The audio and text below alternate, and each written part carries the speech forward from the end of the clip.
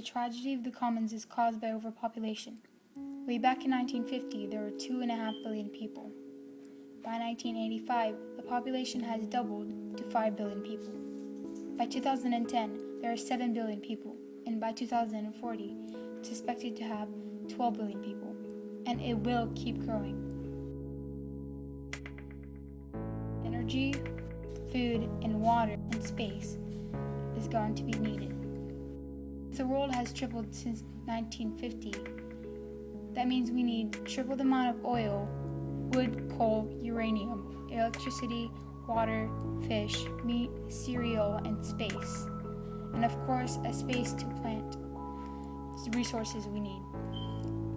But since we don't have triple the amount, we still have the same amount of resources, except we use some of it by now. That means we need to divide a decreasing amount of resources with an increasing amount of people. And people are consuming more than they need. That is a tragedy of the commons. Let's say a flowing river has been consumed. That means it's being cut off by overuse. Take oil, for example. Every country has to share oil. Or if they could keep it to themselves, that's going to be a problem. But it's going to run out anyway.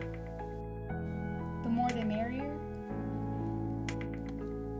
The world will keep growing and growing and growing and growing and growing.